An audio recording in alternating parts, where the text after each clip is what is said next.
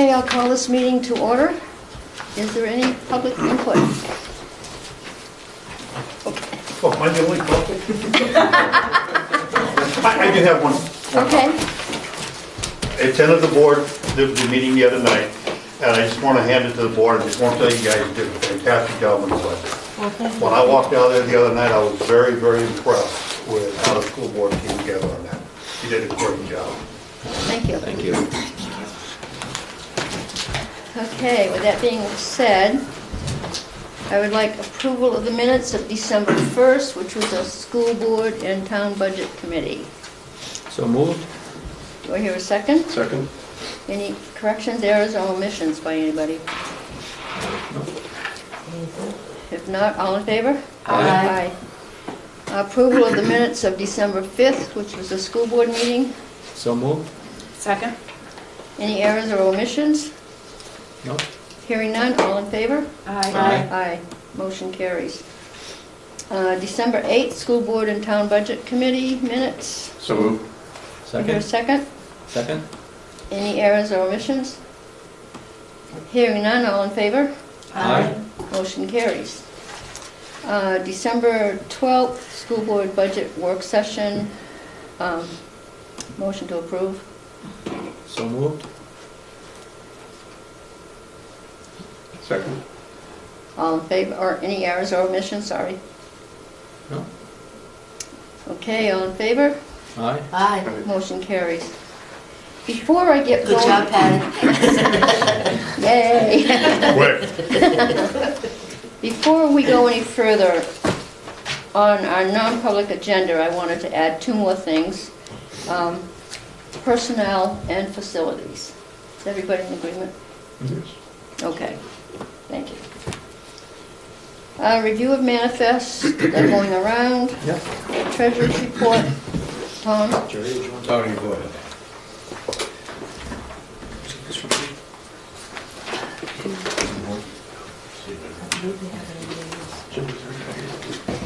The treasury report for the end of November showed a slight increase in our balances. Started the month with $196,000, had receipts of about $1.6 million and disbursements of $1.4 million. Ended the month with $365,979. And I wasn't sure what was going to be on the drive and what had been emailed when I had a flash this afternoon, so I also gave you a copy of the year-to-date. On the back of that, you can see that the numbers are the same as they are supposed to be. Shows you the breakdown of where the receipts have been coming from. So we're still pretty early in the process, but everything is working according to schedule. Not on the agenda, but as some additional information, I left you copies of some current revenue estimates and expenditure estimates for the year. They were not available until this afternoon, so they weren't distributed earlier, and were not even included on the drive. One thing I would like to point out on the revenue estimates is rather than comparing to the operating budget as approved last spring, we're comparing to the revised revenue estimates that were used by the Department of Revenue in the tax rate setting. So it's the variance from those numbers that we need to look at to keep ourselves operating for the rest of the year. Of course, everything is still soft in many areas. I am recognizing the transfer from capital reserves for the several projects that we had over the summer. That will be an additional revenue source. It offsets the additional expenditure on the expense side. But as you can see in total, we're looking right now an estimate of $105,000 over the earlier estimates. Yeah, that's good. The expenditure report is the same format that we were using last year.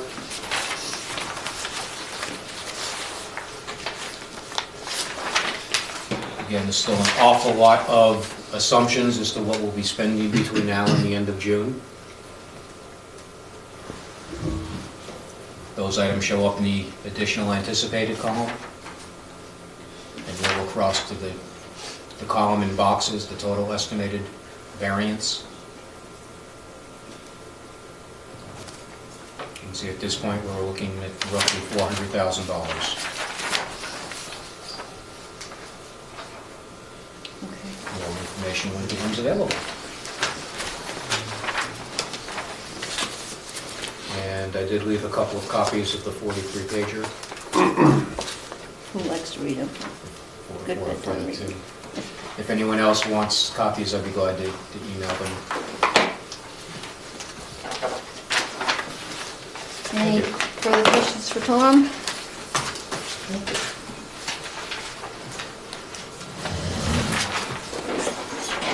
Okay, the next item on unfinished business is the policy JICJ, which is an unauthorized communication devices. It's a revised second reading and adoption. Looks like in red, underneath first offense, we added and a copy of this policy. Second offense, we added and notified by telephone by administration. And it looks like that's it. So, do we hear a motion to adopt this policy as revised? So moved? Second? Second? All in favor? Aye. Motion carries. Okay, the next item on the agenda is driver's education.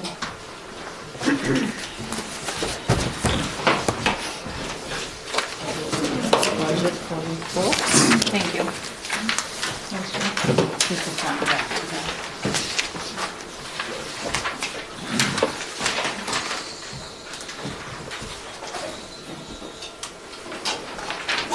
So I did a little bit of investigating since our last meeting. And one of the things I looked at was all the driver's education schools around the state, those that could maybe sponsor somebody, what was going on, you know, how much they were charging students and so forth. Everybody's busy, so there's not a sponsor to be had, okay? And as you know, in our own area, I'll go down through, but in our own area for the schools, there's various things going on with SAU 36, for example, or 35, I should say. They will deal with Lisbon and Profile together, and so because that person is retiring, and that kind of leaves us out of the mix. That's a kind of a major hole.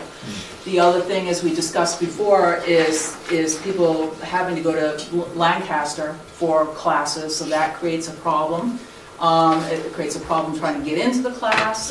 You get on a waiting list, or if you're lucky, you get in there. So people are having to go as far as Lebanon and so forth to actually having to go and take a class. So what I did find out was, I just have to move out of this site if you don't mind. The driver's education car is compliments of Littleton Chevrolet. I did find out about the brake. It's $800. We would incur that expense. We'd also have to register it and have the license plate for it, and I approximate that expense for about $400. It's a 2015 Chevrolet Cruze that they're giving us. I asked about a contract, and they said they don't typically give a contract out. They actually give the car for the schools to use, and then when we're done with it, we give it back to them. I'm sure some paperwork has to change hands, but it's not like a lease or any of that. They would also provide, the Littleton School District would have to provide insurance, which would, I understand, covered under Primex insurance. And I don't have a figure for that because I know it's under a huge umbrella, and Tom, we can talk about a little bit about that later. For each student, what most folks did, the charge of a driver's ed is like $650, and for each student, they take $50 right off the top of that for fuel. Because there's a certain amount of hours they're going to be needing to drive and so forth and observe. There's a typical tuition for a student is about $650 now. There are required textbooks and a DVD, and I approximated this for 16 students, so it's about $993.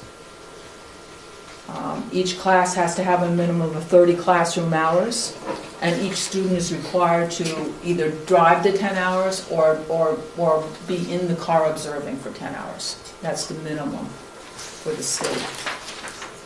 As far as scheduling the classes, right now we set it up for the semester, because that's what works well with our present schedule. However, in talking with Mr. Shea, it's a possibility of running two 9-week sessions, depending on how many students we have. Because right now, I couldn't tell you how many students are interested, because other students have gone other ways and gone to other places if they could get in and so forth. But as I mentioned before, we have quite a few students of age, and we'd have to just at least get the program started to see where we are, so we could keep it within our district. And we would plan a summer program. Because if you have a driver's education instructor, once it gets posted, and say this person might have a provisional certificate, they have to be an employee of the school district. And I would suggest, or we could talk about a little later about what the cost would be for that. Most of that is taken out of, if you were, let me back up. If you had your own business and you were charging $650, that would be your salary right there. Okay, because most of the places either have their own business in order to hold the class, or they can hold it in the school, and there's usually no charge for that.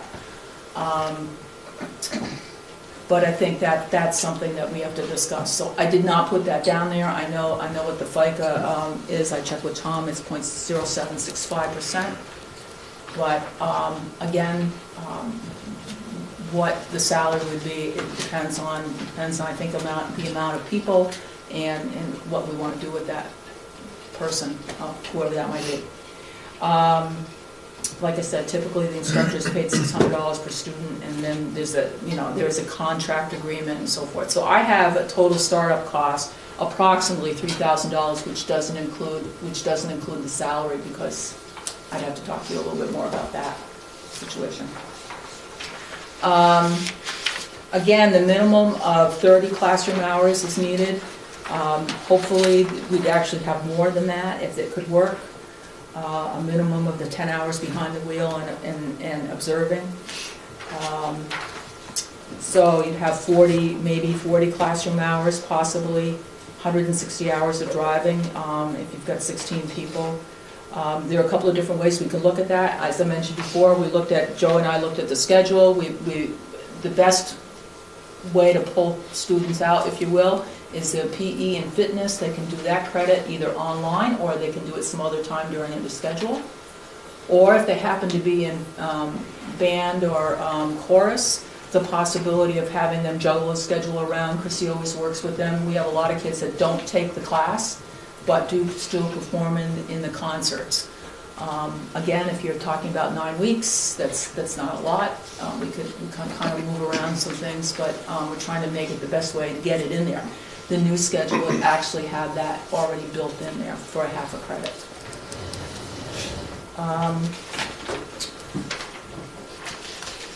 We do need to get a certificate of reliability of insurance from Primex when we apply to the state. And there is a kind of a time constraint on this. If there's a program approval, in order to get this started by, like, say, January 27th, if that's what we want our startup date to be, we need to apply to the state by Thursday. Otherwise, it's a later startup date. Lisbon has part-time with small classes. Profile, their program is done with their instructor retiring on January 17th, and I do know that Lisbon and Profile are going to combine. Lincoln has a part-time program with small classes, and Woodsville is no longer an in-school program. The commercial school does run a program there. Lancaster has an R&R driving school, 5 weekend programs, 4 times a year, with students have 2-hour classroom sessions Friday, Saturday, and Sunday to fit into all their days. So that's, and Berlin has just a regular program that's involved in their schedule. So that's where they're all tied up. There are no private places to go, so we're kind of in a bind. And again, if a person applies and they have a provisional certificate, that means they've gone to the first couple of classes. In order to get an additional certificate, a standard certificate, you take 5 classes within 2 years. It's a very daunting task to be certified as a driver's ed instructor. You have to have your own software, you have to have your own hardware, and there's a lot of personal startup costs to take classes to even get to the provisional certificate. In order to make the provisional certificate work, it requires administration to do walkthroughs through classrooms and all of that to make sure the classrooms are going well. It'd be just like a regular staff member.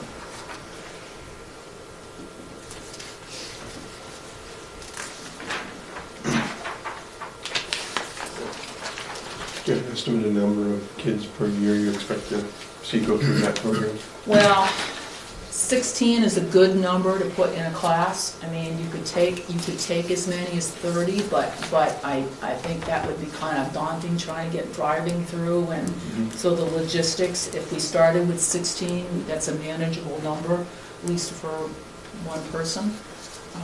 And then how many sessions per year would you? Well, we hope to look at, we'd have 2 sessions. If we did 2 9-week sessions, say we had a tremendous amount of kids that want to take this, we could actually do 2 9-week sessions, so you'd have 32 students there, plus the summer would be another 16, so that would go through.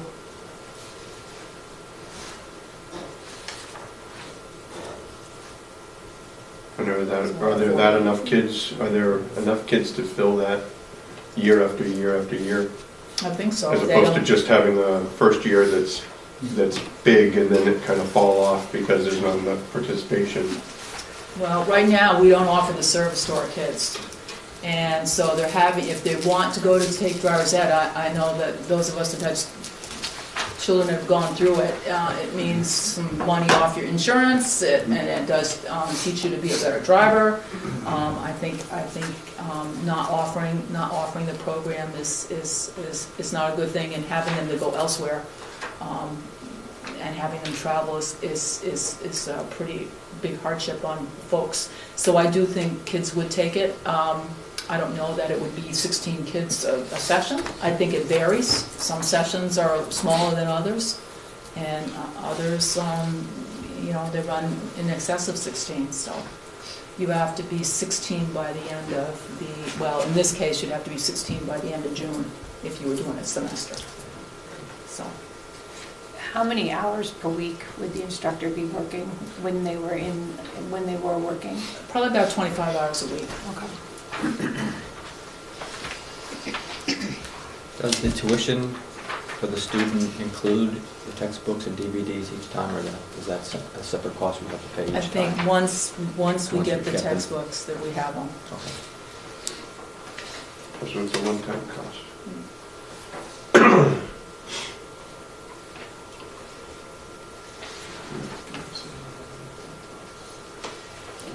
Would the instructor manage all the administrative parts of That's the task? a requirement for them to manage all that and me to sign off on it and send it into the state, just like other state reports that I do. It's quite a bit of reporting. Yes.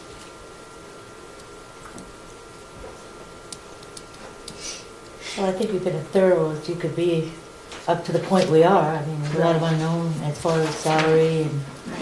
Do you see this as a salary position or an hourly rate? I mean, if we're looking at 25 hours a week and one class has only 9 students as opposed to 16, there may be less time required. So are we paying a straight salary, or is this going to be billed hourly? Or are we going to pay an hourly salary? That's a good question, and I think that's something we have to discuss. Okay. That's something we'd have to work, particularly, Tom specifically we'd have to work through that, the mechanics of that. We'd have to figure out a way to meet the minimum salary requirements or wage requirements. at the same time, recover our expenses and get the money that's left from that to the instructor. So that'll take a bit of balancing to do that.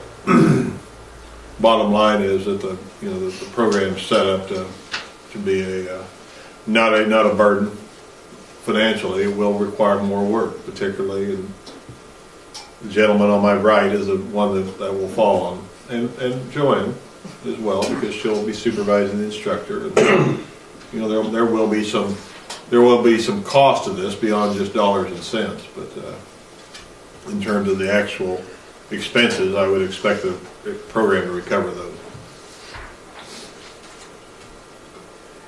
Will the vehicle, it'll be registered in the Littleton School District name, and will it stay at the school? I think so. And how will the maintenance, will that be covered by the district or by the instructor, or how does that, if it requires any maintenance? I think if it requires maintenance, that would be a district expense. Okay.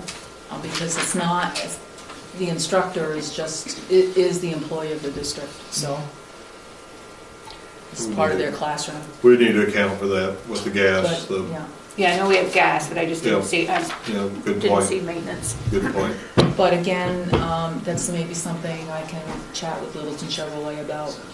They are very gracious in what they've done, and I think they know that we're in a budget constraint, and they'll do what they need to do to make sure the program is running. Yeah, that's good of them. Very nice, very It generous.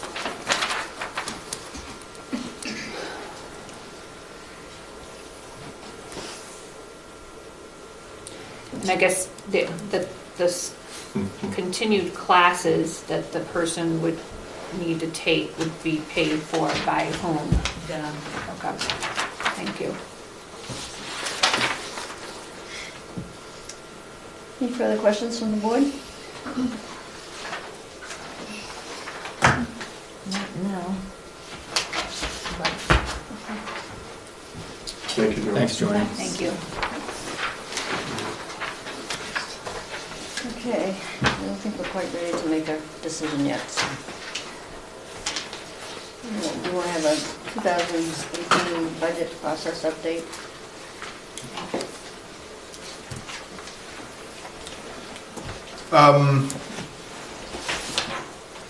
Is noted, we've had our third meeting with the town budget committee, and I wasn't, of course, following our discussion. There was the town itself, but our presentation last week represented the direction that we're looking at, with some significant reductions. Again, I think that as I've said over and over again, there's not a lot of easy options here. But I think as we look at the tax base that we have right now, that tax base is lower than it was a year ago. And certainly that had a big impact on the tax rate that the town was asked to pay to support not only the town but the school. We have to find ways within our budget to adjust to that.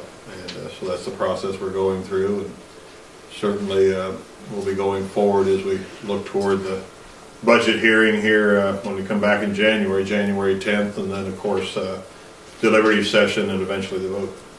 Okay. Plenty to do yet. Thank you. Okay, Kelly, looks like you're on for a report. Looking at tuition, it's holding pretty steady. We've gained 3 students who are identified over November. We're at 122 for December. We currently have the one unfilled paraprofessional position still open.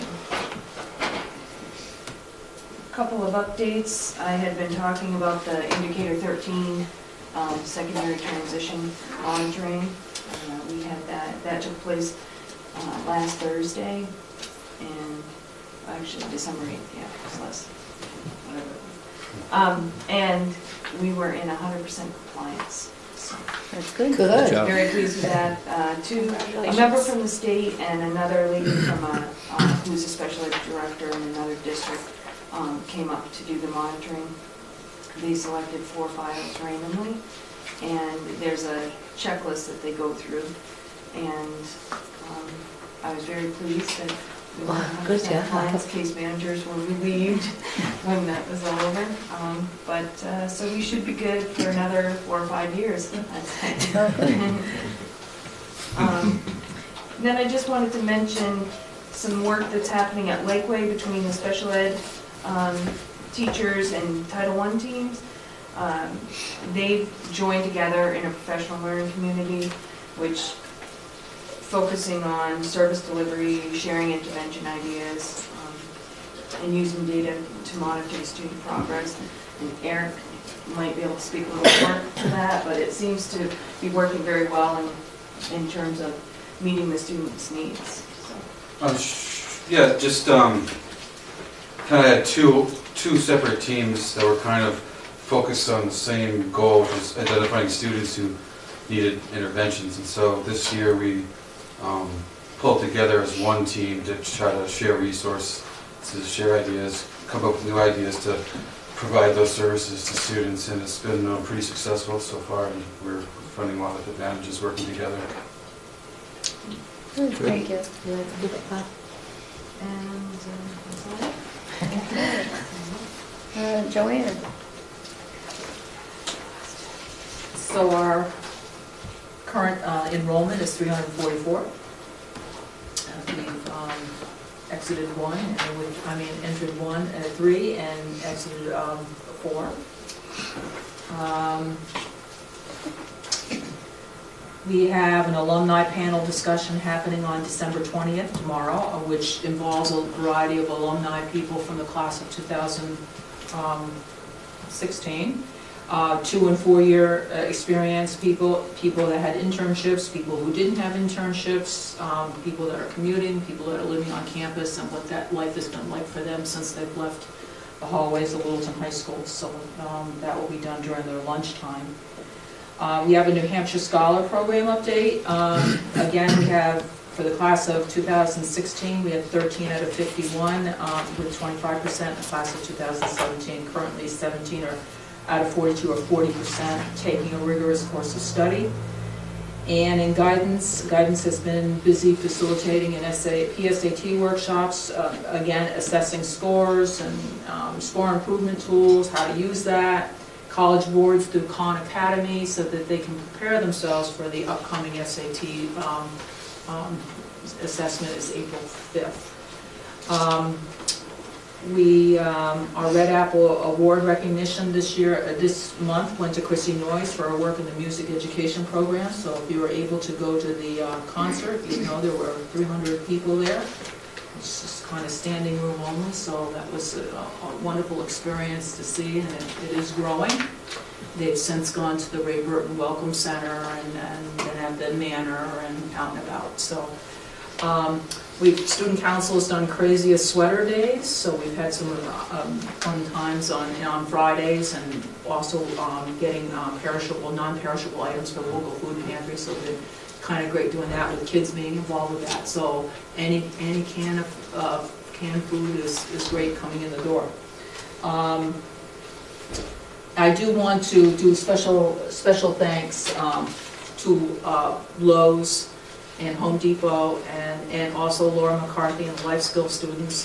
The wreaths on the door from Lowe's, the Christmas trees in the lobby are from Home Depot, and the life skills students under the direction of Laura McCarthy did all the front hot baskets and everything, just to, kind of get creative and make the school look nicer.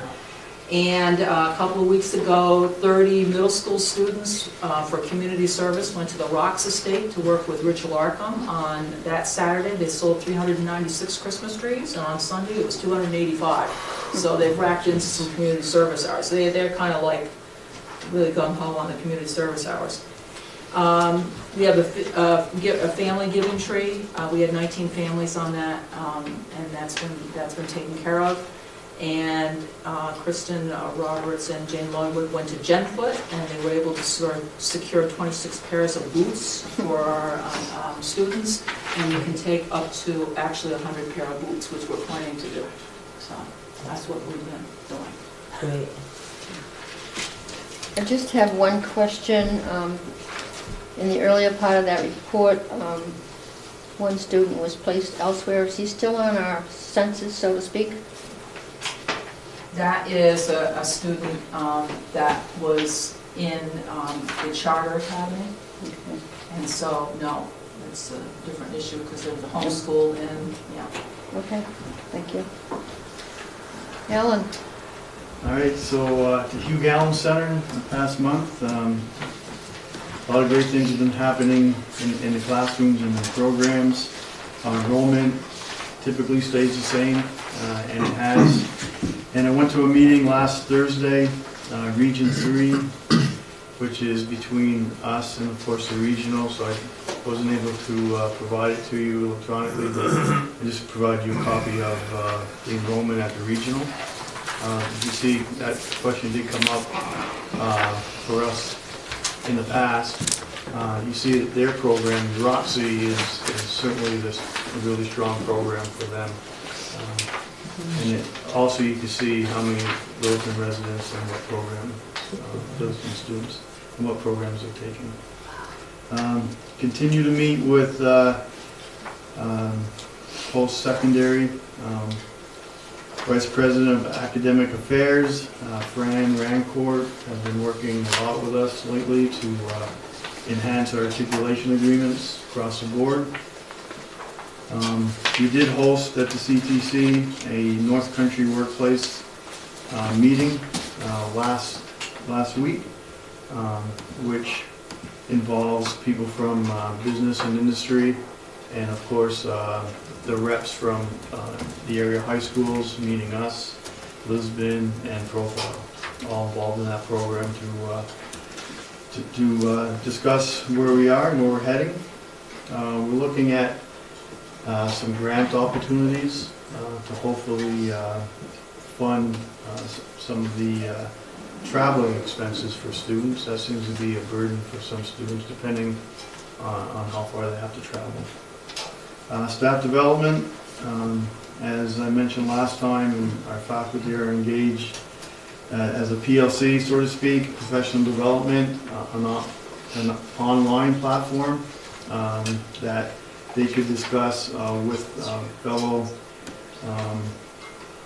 Lake teachers in various programs, and we're really focusing on assessments. So we're trying to look at our competencies across the board and share assessments and the depth of knowledge, and looking at those assessments at a higher level of assessments. And I don't know how familiar you are with the PACE initiative, Performance Assessment Competency Education, around the state. If you're a PACE school, you no longer have to take the state assessment. So there are a lot of high schools doing that, and really the career and technical programs are kind of not up front in that initiative as they were with competencies, because we all have competencies. So the state is piloting a group of teachers, and they're going to start with two very diverse groups: the health science instructors and the automotive teachers. And we met last week in Concord, and then after the break we'll be meeting in Rochester. So you can see it's never that convenient for us, but we do have to travel quite a bit. And then we had hosted Jennifer Kiley from the DOE to speak with our staff once again about the monitoring requirements. This is a second visit we've had from the DOE. And two members, Jeff Beard and Eric Feldberg, the director of career and technical education in the state. They were visiting the regional and didn't expect them, but they just made a call and paid us a visit. And actually, Eric hadn't seen our center, so it was a good opportunity to give him a tour. And he's lived also in many places, but he had lived in Littleton for some time working in the area. So he knows the area well. And then I have a very short video. You may have noticed this building in building trades as you walk into several meetings. It's just a very unique way of placing this building in place. So this is obviously a family wanted us to build this for them, and they had an interesting way to, with their neighbor's permission, had an interesting way to place it on the platform that we also built. And it was working. There it was. So that's a treehouse for A treehouse for the kids? the kids. Lucky kid. A tree house Oh, yeah. or a Well, playhouse? So it's a playhouse, but and so you see it sits on a platform about 12 feet. Could live in Oh, that. it's beautiful, it looks very sturdy.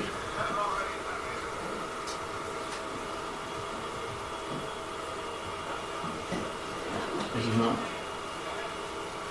This is a, It's doing what it's doing. okay.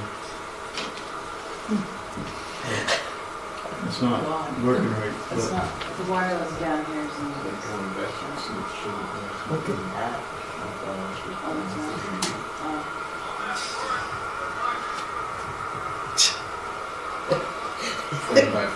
yeah, I don't know why it's doing that, but, so it's longer than I anticipated.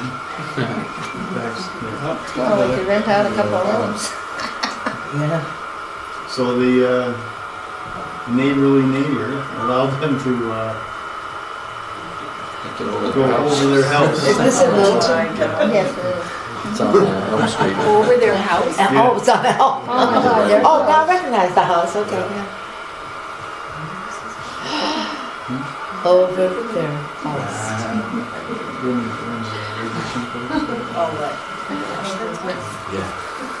Over They're their, very neighborly. Yeah. who has to pay for the crane service? They did. They did, they- yeah. The moving, the whole moving of it from from our building. Well, that's gonna be fun.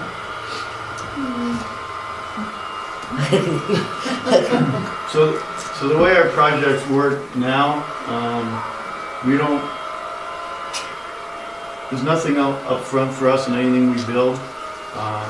It's up to the person who wants something built to make the arrangements, usually at whatever lumber company they want, and they pay for it and the lumber's delivered. Yeah. So we don't have that expense of, and worrying about someone's gonna pay you back or anything, we don't. And we do the same process for auto, so if someone wants a muffler for their car, they purchase a muffler and a new muffler's in the trunk and we can put it on, so we don't have any of those costs anymore. So that's the platform, you can see that.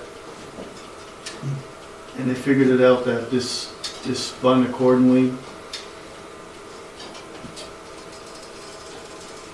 So they have a very nice playhouse. Very nice. Oh, my word. So that was, the frame for that was installed about a month earlier, and concrete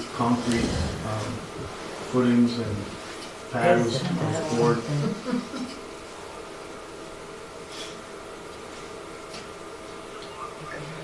Oh, it's beautiful. Nice. So students, even though they're not, people moving around the room underneath, they're not students. But students Okay. were observing, and they certainly learned Yeah. the motor rigging. And that's not a student there. It's a wicked witch.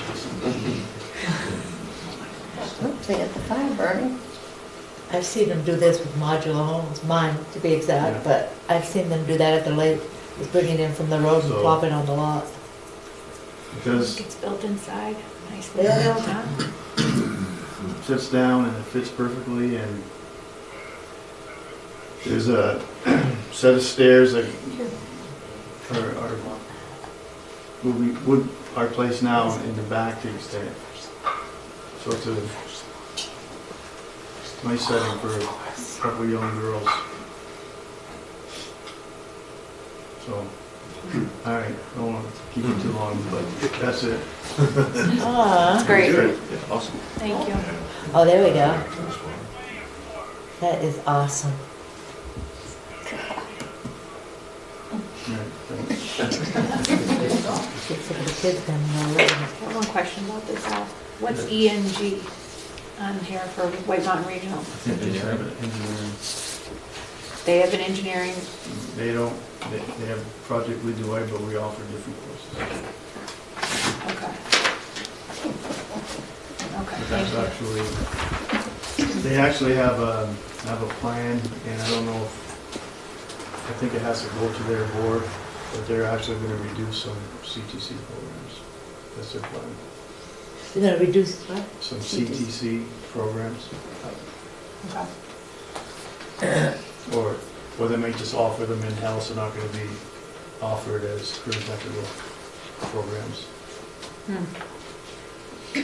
Regarding the 20-year agreement, the last couple of years ago, did we revise that at all? Just some language. Uh-huh. And did we include Linwood? Mhm. Okay, Yeah, they're on. all right. Checking on it. You're all right. Well, they were coming. Okay, so I guess we have technology report. You done, Ellen? Yep. I'll stand up because I know I decided to sit I in the back know, for you. you're the bad guy sitting in the back. You know. All right, just a couple quick things. First off, the one-to-one initiative with the Chromebooks is fully rolled out. We're entering our 4th week. A lot of positive feedback from the staff as well as the students.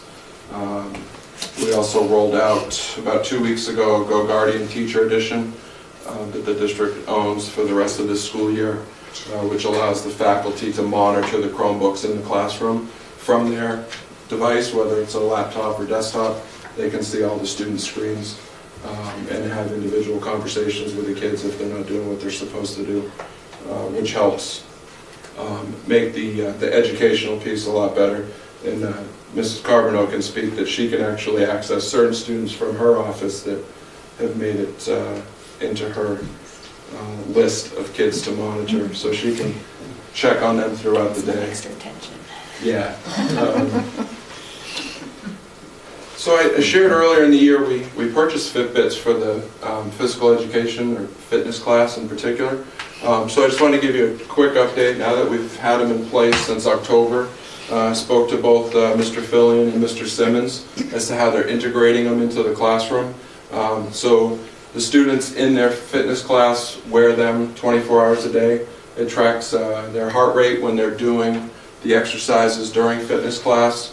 And then they take those charts that come up in the individual's account and they create assignments from it. So they can look at that 30-minute workout and they can say, you know, my heart rate was up here because I was doing this, and then it was down here because I wasn't, you know, doing an aerobic exercise, more of an anaerobic exercise. And Mr. Simmons said that even kids, when they look at their data, they actually make adjustments to their workout so that they can maximize their heart rate for whichever purpose that they want. So very positive. I apologize, there is no examples that we could get in time for the meeting, but the teachers are very appreciative and hopefully healthier lifestyle choices with the kids, and they utilize that to help them make better choices.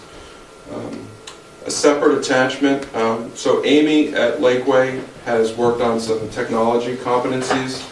She calls them, or they call them, I can statements. So I just threw a couple of samples in there of what, like, first graders are expected to have reinforced. Then I showed you the 4th grade as well. She has them for each grade. I just thought it would be redundant to give you every grade. And then the last 2 pages are ideally what we hope every kid that leaves Lakeway will have mastered.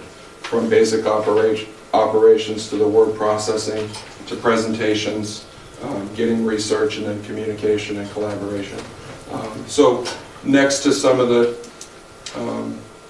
statements, the I's are the first time that they're introduced to the kids. The R's are when they're reinforced. The O's are optional. The kids can do that at that grade level if they so choose, or if they're ahead of schedule.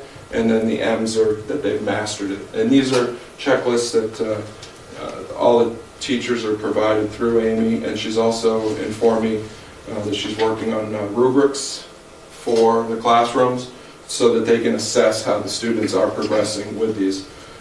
So she helps in the classroom at integrating the technology, but also helping the staff teach these necessary statements. And then last, but definitely not least, George and I met with a representative from Massachusetts who is a Carry Systems dealer, which is our key card system. And he was able to provide us with 3 additional vendors that we could partner with for pricing and supplies and service. We currently only had just the one out of Laconia that we worked with. So this gives us other options for bidding processes. And also, the gentleman was upfront and honest and felt that we might be overcharged for some of the things that we were being charged for. So it's good that we now have other solutions that we can work with. But credit George for setting that up through Tom and making that conversation start. So that's it. Thank you. Thank you. Thank you. I guess I'm up. Crystal. You notice I got a little crazy with the enrollment figures. I was just talking now. So sometimes, and Patty can attest to this, I send my board report in way too early. Lose track of my weeks. And so what I did was I put in December's number, and then before I sent it to Patty, I checked them again, but just chose to put them in January instead of updating December. So the January numbers are the actual last week's December numbers. Okay. So as you can see from the week after the previous board meeting, they change a little bit more. So actually we've entered 5 and exited 6 in the month of December. And I was just telling Al again that today 2 kids registered and 2 kids had withdrawal packets. So that number continues to stay pretty even, but in and out is pretty high. Especially for this time of year, that's pretty rare. Sort of to piggyback on Dale's technology, Amy and 3 other staff members attended the Krista McAuliffe conference, and they presented at our faculty meeting. Some of what Dale was just discussing, Amy has created her own tech website that is on our district website. It's in one of the drop downs, so you can, all of the ICANN statements and all of the standards for K through 6 are posted on there. She's also included a lot of her tidbits that she's been teaching at Tech Tuesdays and other pieces as a resource for teachers. So if you have a chance to check out her website, it is very informational, and the teachers have been using that quite a bit. She keeps that updated regularly. She actually, in her presentation, she was able to share some, she shared 10 things, and she said her goal was that every teacher walked out of that room with something they could use in their classroom the next day. And there was pretty positive feedback in that there was some pretty quick and easy things they were able to use. So not only have Tech Tuesdays been pretty effective, but her presentations to the staff have been very good, very positive. Great. And we continue to work in PLCs on our non-negotiables and our standards and what we're teaching to. And they are including technology. Every other week, Amy attends those meetings. And they're sort of sifting through what is already being done to address the tech standards. I think teachers underestimate how much they're already doing to address those without even realizing it. So Amy's sort of filtering that out and seeing what's being addressed in the library and what's being addressed in the classroom, and then seeing where those gaps are and helping teachers figure out how they're going to address the tech standards. But it's been, since we've had the additional Chromebooks, it's a huge difference, as you saw at the presentation last week, that our youngest population are really flying with the technology and doing really well. So that will continue to sort of adapt as our students get better at the technology.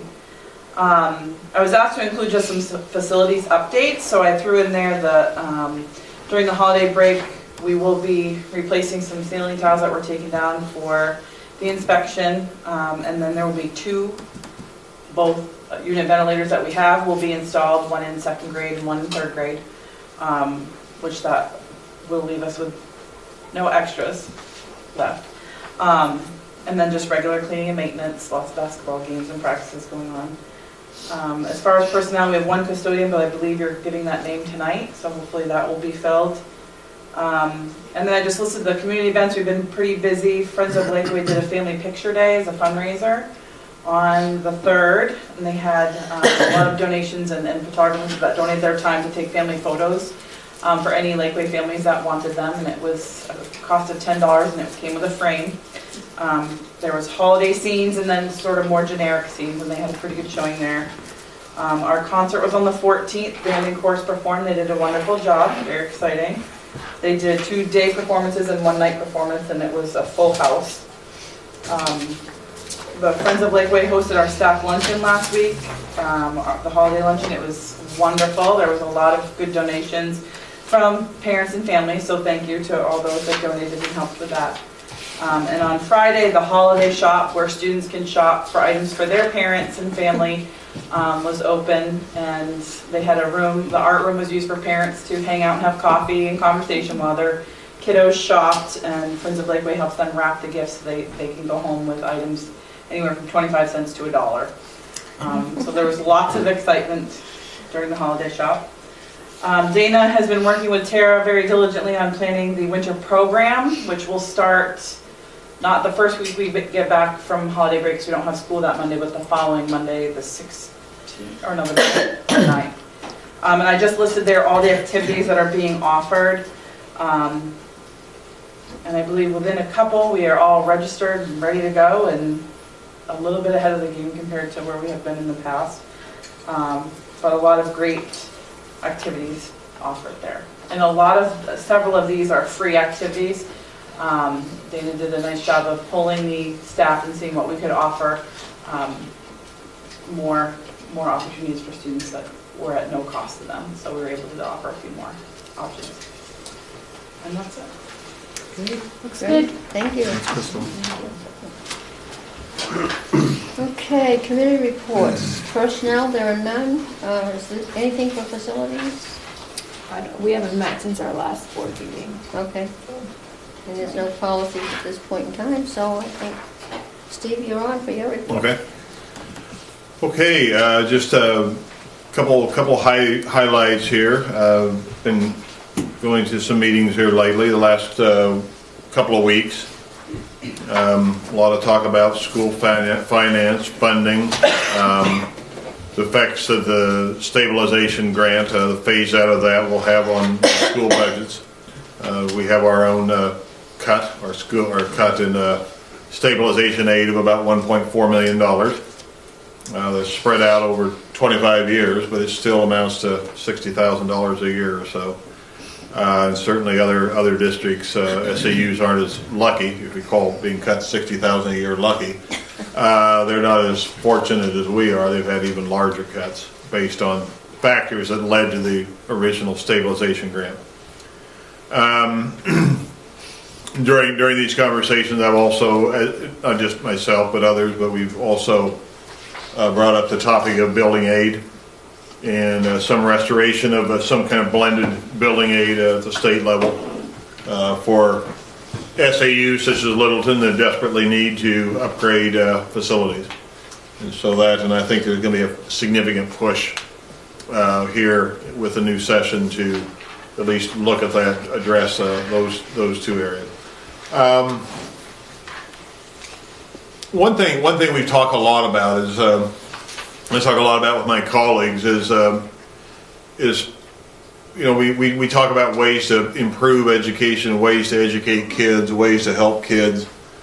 One thing I hear from my colleagues quite a bit is that it seems like there are more and more children that we have a hard time knowing what to do at times.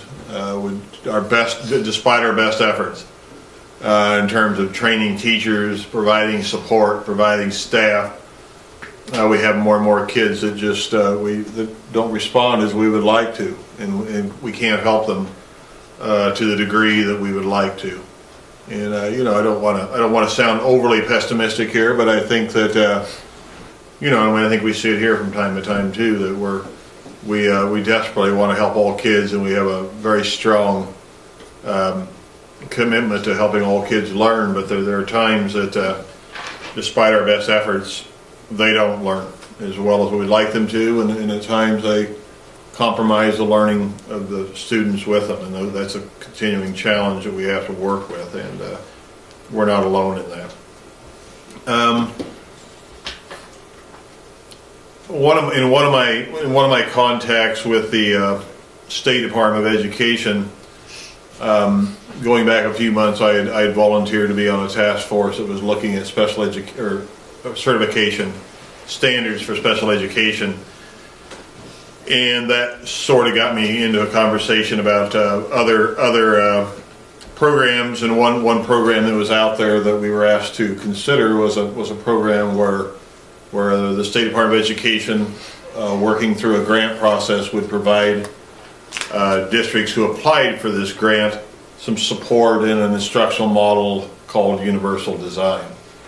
And we were asked to be a part of that.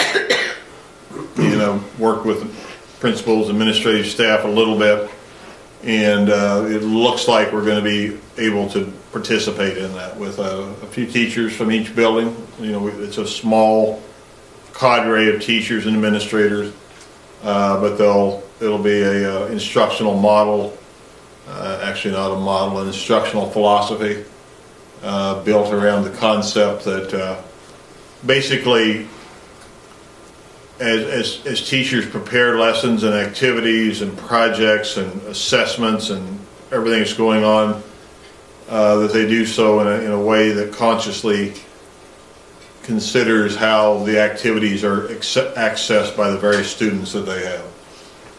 So if you have students that learn visually much better than auditorially, then there's ways for students to access that curriculum, that lesson visually. If they're auditory learners, there's ways for them to learn that way. If they learn better by themselves, the activities, access to the activities is that way. If they learn better in a group, and so on. Because I think what we've gotten into trouble from time to time in education is that we go from extremes, you know, and I think we've known for some time it's not a good idea to stand up and for the teacher to stand up and lecture all hour long to students. We lose a lot of students in that process. Group work is better, or individualized learning is better. Unfortunately, sometimes we go to the extreme and we say because it's not good to do that every day, it's never good to do that. And of course, that's not the case. Direct instruction still has its place. Lecture still has its place, but it's in the right balance and combination. So that's a little bit about what will happen with this activity, looking at making the learning not dependent upon the methodology of the instruction, and frankly making the assessment as well not dependent on the methodology. We had a delay last week, last Monday, actually a week ago. I think it seemed to go okay for the most part. I think that in general, I'll try to make that call the night before. It's not only students, of which we have many students on buses, parents driving, but we have a number of faculty, staff, people who drive. Some of them drive for quite a ways. And certainly when I can make that call the night before, we'll try to do that and not leave parents at 5 a.m., 6 a.m., scrambling.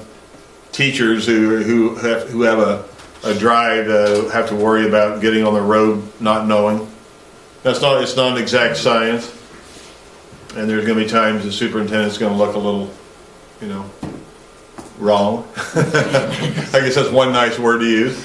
But you know, I'll put the safety of students and staff and teachers first, and also convenience for parents. And I know we can't overdo it because that also is inconvenient, but we'll try to make that call the night before when we can. Christmas concerts, as was discussed earlier, great hit. Nice, very nice. Appreciate Ms. Noyes and Mr. Stewart for their work. And as was mentioned earlier, the size of the crowd was quite impressive. that a lot of people come out and watch the concerts. Excellent to see that happen, and I enjoyed that. And also was able to enjoy the first home basketball event of the season as well, and enjoyed that very much last week. Kelly mentioned the transition monitoring report. Congratulations, work well done with her teachers, paraprofessionals, other administrators. It's a team effort, as Kelly would be the first to say, but certainly want to acknowledge that and appreciate her good work with that. That's the highlights I have for the last couple of weeks, and again, wish everybody who will be accessing this in the near future happy holidays. It's been a good first beginning of the year, and hope everybody enjoys a little bit of a break and we come back in January ready to go. Thank you. Thank you. Okay, with that being said, I need to seek a motion for non-public.